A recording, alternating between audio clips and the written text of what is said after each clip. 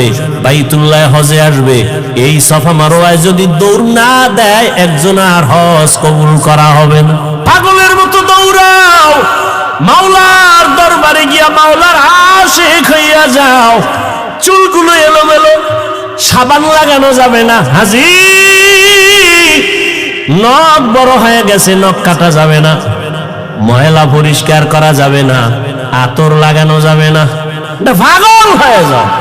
মাওলার দরবারে পাগলামি কার পাগল? জোরে বলো। এটা বুঝার মতো যাবো মেধা নাই, ওরাও পাগল। ওরা দুনিয়ার পাগল, ওরা আখেরাতের পাগল না। এজন্য ওরা বুঝে না যে মাওলার পাগল কেমনে হয়। ওখানে গিয়া পাগলামি, মাওলা পাকের মুহাব্বতের আশিক। আশিক মাশুক কি চায় সেইটাই দেওয়ার জন্য পাগল। প্রেমিকা আমার কাছে কি চায়, প্রেমিক তা খুশি রাখার জন্য তাই করে। বন্ধু কোন রঙের জামা পরে, আমার ওই জামা লাগবে, তো বন্ধুর মুহাব্বত আরো বাড়বে। টুপি মাথায় দেওয়া যাবে না, গেঞ্জি গায়ে রাখা যাবে না, সাদা কাপড় মরার আগে মরণের কাপড় পেঁচাও। এইবার সবার এক আওয়াজ, কে ফকির, কে ধনী, কে শিক্ষিত, কে অশিক্ষিত, সবার এক পোশাক, এক আওয়াজ, সব এক দরবারের ভিক্ষুক, সবার আওয়াজ এক, লাব্বাইক আল্লাহুম্মা লাব্বাইক, লাব্বাইক লা শারীকা লাক লাব্বাইক, ইন্নাল হামদা ওয়ান নি'মাতা লাকা ওয়াল মুলক লা শারীকা লাক। আপনাদের কষ্ট হয় মনে হয়? ভাইরা আমার, মা হাজেরা দৌড়াচ্ছেন আর চোখের পানিগুলো পড়তেছে। ওদিকে ইসমাইল বাচ্চাও কান্না করে। বাচ্চা কান্না করলে দেখবেন ওদের পা গুলো লাফায়নি, দেখছেন আপ ডাউন করে, তো বাচ্চার পা লাফাচ্ছে। হঠাৎ করে পানির ফোয়ারা শুরু হয়ে গেছে। মা হাজেরা পানি দেখে একটা দৌড়াইয়া গিয়া পানিটারে আটকানোর জন্য, পারে না মহিলা মানুষ, খুব খুশি, তার এবারানি ভাষায় একটা আওয়াজ দিলেন। দেখছেন নি মাওলার কুদরত, কি দিলেন?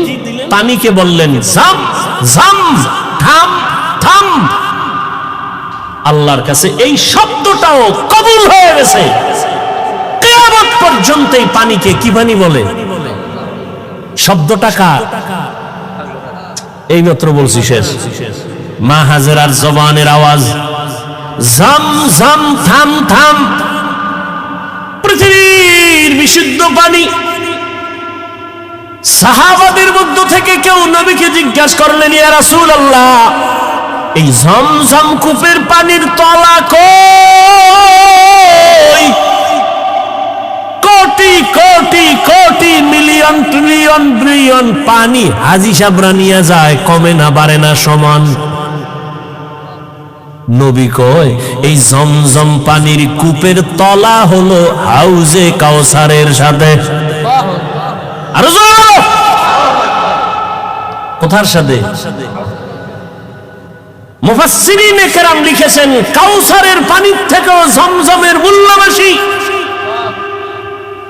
রাসূলকে যখন মেরাজে নেওয়া হয়, নবীজি বলেন, জিবরাইল আমিন আমাকে ধইরা জমজম কূপের পানি দিয়ে ওযু বানাইলেন। ওযু করলাম, এর আগে আমাকে শোয়াইয়া, চিৎভাবে শোয়াইয়া আমার বুকটাকে চিরলেন, ভেতর থেকে কলব বের করলেন, স্বর্ণের পেয়ালায় রাখলেন, জমজম দিয়া ধুইলেন, আবার ভেতরে রাখলেন, এরপরে আবার আটকায় দিলেন। রক্ত গেল না, সেলাই লাগলো না, ব্যথা অনুভব করলাম না। এইভাবে আল্লাহ আমাকে কুদরতের অপারেশন করছেন আমার জীবনে 4 বার। কয়বার? 4 বার। রসুলের এই যে কলব বের করে ধুইলেন, কি পানি দিয়া? জমজম পানি, বরকতের পানি। আম্মাজান হাজেরা পানি আটকায় দিলেন, পানি থেমে গেল, নিজে পান করলেন। আজকে কিতাব দেখছি, আজকে নবীজি বলতেছেন, মা যদি জম জম থাম থাম না বলতেন, তাহলে এই পানি পুরা পৃথিবীটা সয়লাভ হয়ে যেত। ইমামে আজম আবু হানিফা বলেন, আম্মাজান আমাদের জন্য রহমত, তিনি বলার কারণে আজকে অনেক পবিত্র অবস্থায় পানি আছে। না হয় জেনাকারেরা এই পানি দিয়ে গোসল করে পানি নাপাক করে ফেলত। মদখোরেরা মদ পান করে মাতাল হয়ে পানির মধ্যে ডুব দিত, পানির সম্মান কমে যেত। জমজম এমন একটা পানি, এর 25টা উপকার আছে জমজম পানির। কয়টা? এর মধ্যে একটা হলো সাধারণ পানি পান করলে পিপাসা নিবারণ হয়, পেটের ক্ষুধা নিবারণ হয় না। জমজম পানি এমন এক দামি আল্লাহর কুদরতের পানি, এই পানি যদি কেউ পান করে ওই পানির দ্বারা পিপাসাও মিটে যায়, পেটের ক্ষুধাও মিটে যায়। দাঁড়াইয়া কোনো জিনিস খাওয়া পান করা নবীর আদর্শের বাইরে। তবে জমজমের পানি তুমি দাঁড়ায় পান করো, এটা তোমার কোন সুন্নত আদায় হবে। দ্বিতীয় তৃতীয় হলো জমজমের পানি, এটা তোমার রোগের ঔষধ।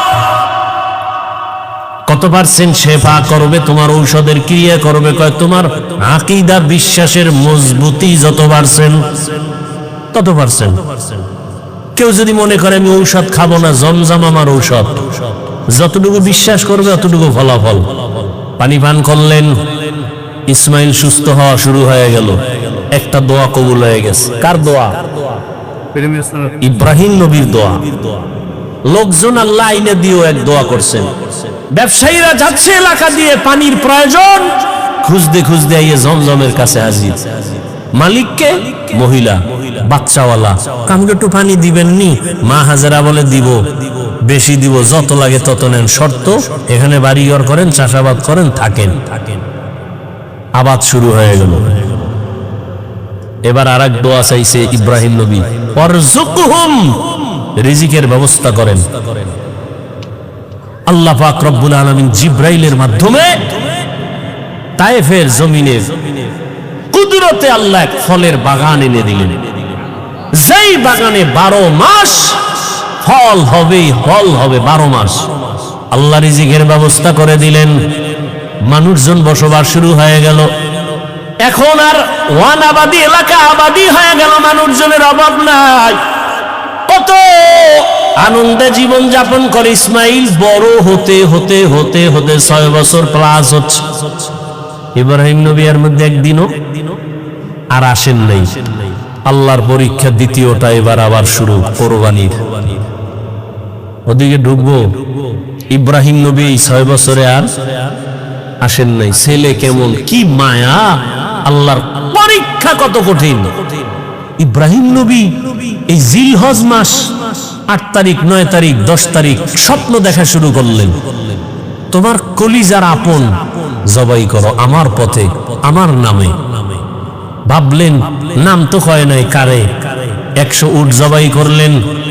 দ্বিতীয় রাতে আবার স্বপ্ন দেখেন, হয় না, তোমার মোহব্বতের জিনিস জবাই করো। আবার 100 উট জবাই করলেন। ফাইনালে নবী তো বুঝতে পেরেছেন আমার জীবনের কলিজার আপন আমার ইসমাইল ছাড়া আর কেউ না। আল্লাহর হুকুম হয়ে গেছে ইসমাইলকে জবাই করার জন্য। বাবা এবার রেডি হয়ে গেলেন, একটা ছুরি আর একটা রশি গোপনে নিয়ে রওনা হলেন মক্কা নগরীতে ইসমাইলকে জবাই করার জন্য। কারো কাছে কিছু বলা যাবে না। এলাকায় গিয়া দেখে সেই এলাকা তো এখন আবাদি, সুন্দর বাড়িঘর, মানুষজন, মাঠে বাচ্চারা খেলতেছে।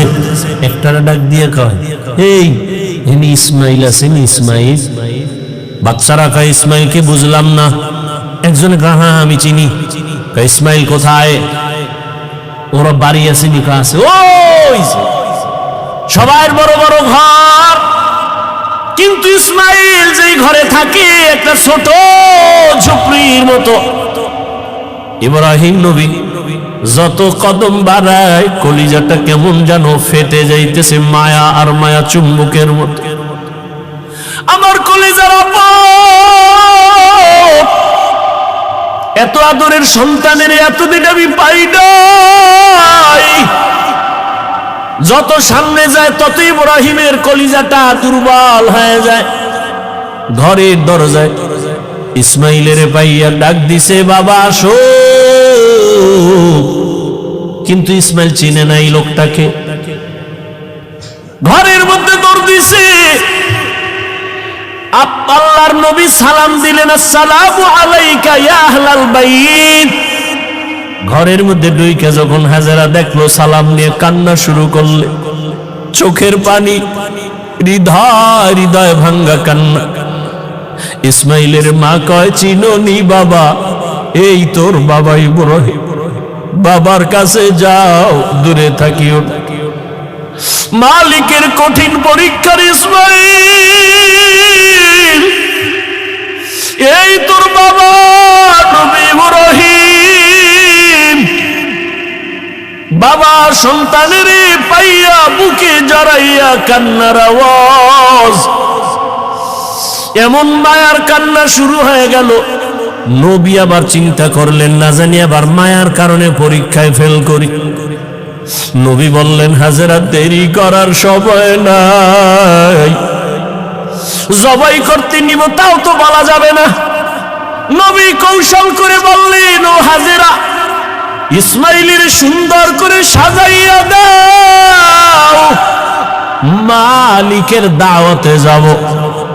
মা হাজেরা তো ভাবছেন দুনিয়ার কোন মালিক দাওয়াত দিছে সেখানে যাবে। মা হাজেরা বুঝতে পারেন নাই যে আসল মালিক দাওয়াত দিয়েছে। মা হাজেরা এতটুকু বুঝা দুনিয়ার মালিকের দাওয়াতে যাবে, বাবার সাথে যাবে। মা বড় আনন্দিত হইয়া ইসমাইলের এমন সুন্দর করে সাজায় দিলেন। এবার ইসমাইলের নিয়ে বাবা রওয়ানা। বাবা সামনে হাঁটে, ইসমাইল পেছনে পেছনে হাঁটে। মা দুঃখিনী দরজার কিনারায় দাঁড়ায় দাঁড়ায় সন্তানের দিকে তাকায় থাকে। একটা সন্তান যখন আপনাদের এলাকার মানুষ বাঁশখালী থেকে চট্টগ্রাম যায় বা বিদেশ যায়, মা ঘর থেকে যখন সন্তানের বের করে দেয়, মা চোখের পানিগুলো আঁচল দিয়ে মুছে সন্তানের পেছনে পেছনে মাও কিছু দূর আগায় যায়। মা সহ্য করতে পারে না, সন্তান আবার কই, ওরে আমার কাছে থাইকা যখন মা বলিয়া ডাক দেয়, কলিজাটা ঠান্ডা হয়ে যায়। একটা সন্তানের মা ডাকে এত মজা, দুনিয়ার বাদশাও যদি বানায় দেয় এত মজা পাওয়া যায় না। সন্তান যখন আম্মু বলে ডাক দেয়, মায়ের কলিজাটা ঠান্ডা হয়ে যায়। মা হাজেরা ইসমাইলের বিদায় দিয়া তাকায় তাকায় কান্না করে। ইব্রাহিম নবী পিছনে তাকায় না, তাকাইলে মায়ার কারণে পরীক্ষায় পাশ করা যাবে না। ইসমাইলও আনন্দে আনন্দে যখন বের হয়ে যাচ্ছে, শয়তানের মাথা গরম হয়ে গেল।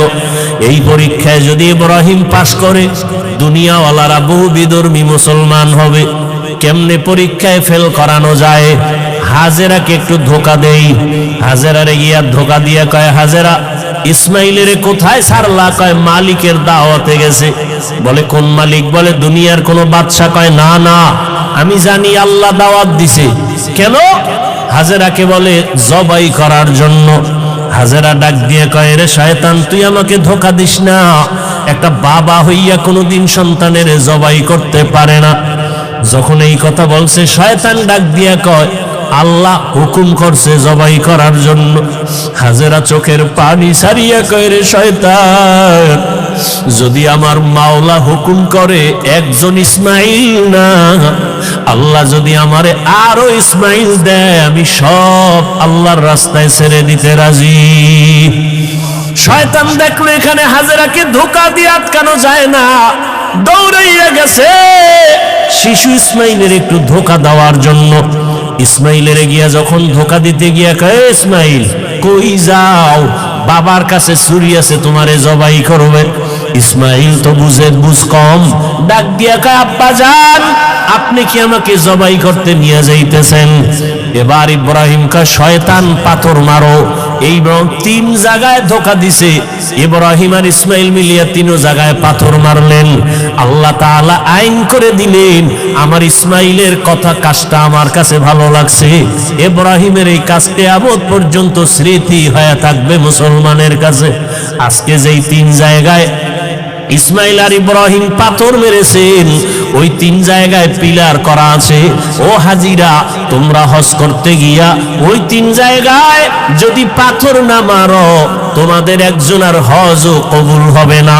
এবার নিতে নিতে ইসমাইলকে নিয়া মিনা বাজারে হাজির। এখন যেখানে কোরবানি দেয়, ইসমাইলের যেই জায়গায় কোরবানি দিয়েছেন ওই জায়গায় ইব্রাহিম নবী ইসমাইলের নিয়া এবার চিন্তা করলেন, আল্লাহ আমারে কেমন সন্তান দিলেন, একটু পরীক্ষা কইরা দেখি।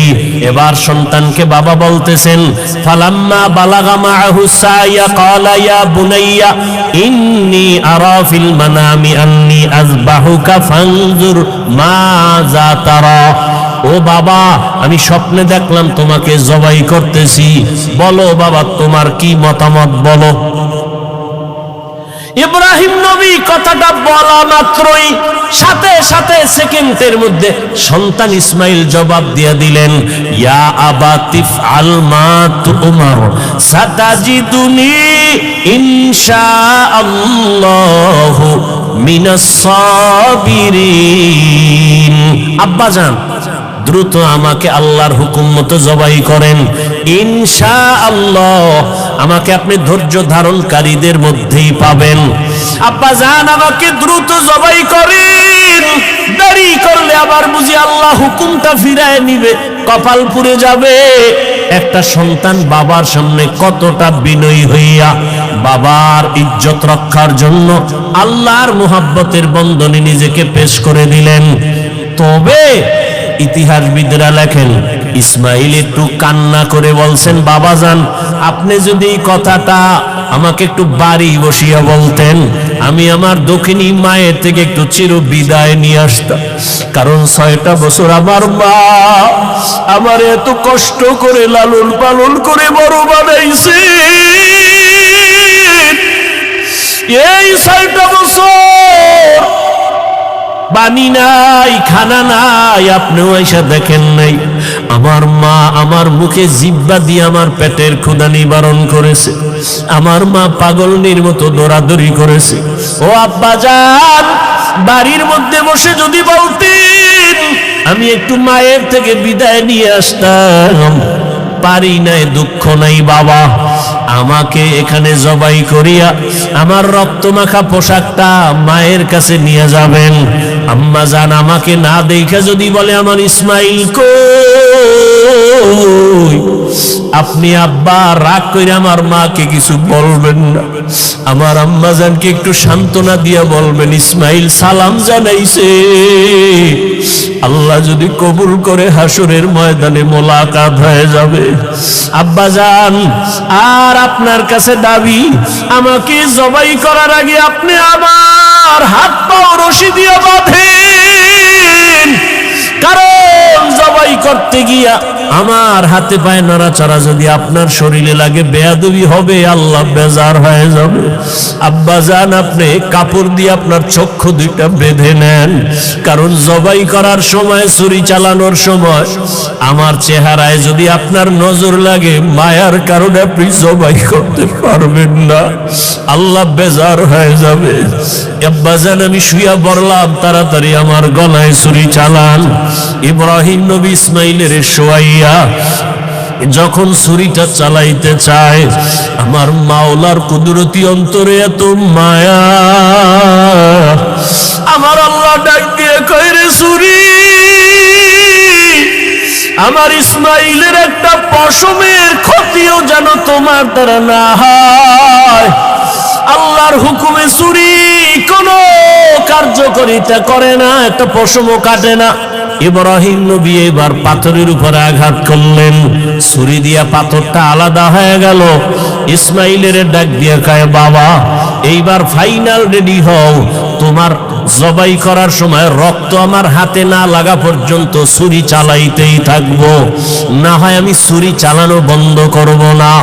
এবার ইসমাইলকে শেষবারের মতো শোয়াইয়া ছুরি যখন চালাবে, রক্ত হাতে না লাগা পর্যন্ত ছুরি চালানো বন্ধ করবে না বলিয়া ইব্রাহিম নবী নিয়ত করে ফেললেন।